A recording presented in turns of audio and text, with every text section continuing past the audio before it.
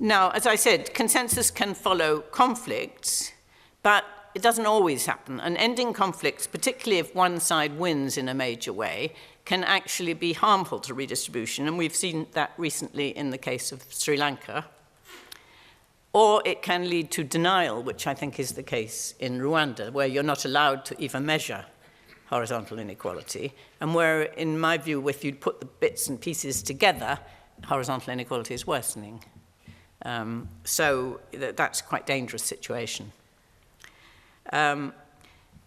We do find that addressing both horizontal and vertical inequality can be the consequence of a generally progressive government, and we have many cases in Latin America at the moment. And here we go back to this business, the question which was in the Leftwich quote. What has made Latin American governments recently so progressive? And that's a huge issue.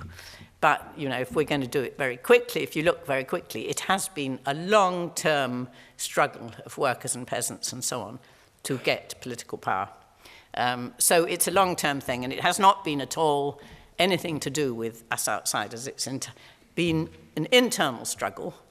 Maybe the outsiders have had something to do with causing a switch to democracy, and democracy has given people the space to have this struggle. But it's been an internal struggle.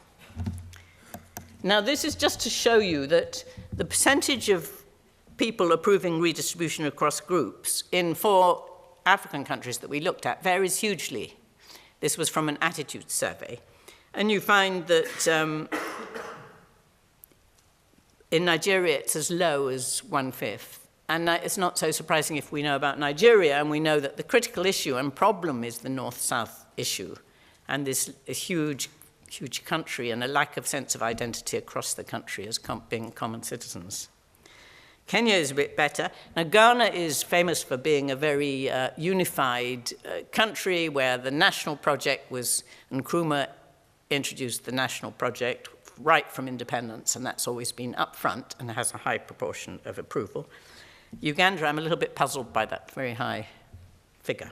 Now, that was, you know, attitudes towards horizontal inequality. What about attitudes towards vertical inequality? You'd think that in democracies there'd be strong support because the majority of people are below the national average. So you'd think they'd all want redistribution. But in fact, and of course there is a lot of redistribution, I'll show you later, in a lot of countries. So it's not that they don't want any, but they don't want as much as one might think. And the evidence shows that attitudes towards redistribution tend to get more hostile as average incomes go up. And the support is argued, but I'm not sure there's very strong evidence, argued to decline as you have a more heterogeneous society, coming back to the point that people want to think about themselves as a single group. And major redistribution occurs usually after some great national crisis or national struggle. So going to the Piketty curves, it's very clear if you look at Piketty's curves, and he says so, that it's been after each of the world wars that you have a sort of boost in redistributive policies, and then a gradual moving away from them after that. But I think also of importance is global norms. And global norms are important in all sorts of ways, and so are national norms. But national norms are very much affected by global norms. Global norms are, in part, you know, the World Bank manages to push them out all over, not in a redistributionary way at the moment, but they are clearly important. And there's argued by Tony Atkinson that the global norms, the global tolerance of inequality has increased. In other words, people mind much less about inequality, despite what we're now saying about inequality, than they used to. Well, he did this lecture a few years ago, but he was saying, well, you know, in the olden days, so to speak, you know, a ratio of 9 to 1 for the chief executive to the lowest paid was regarded as, you know, excessive. And now you have these gross 150 to 1 sort of ratios, and people may be beginning to think they're excessive, but they're not doing very much about them.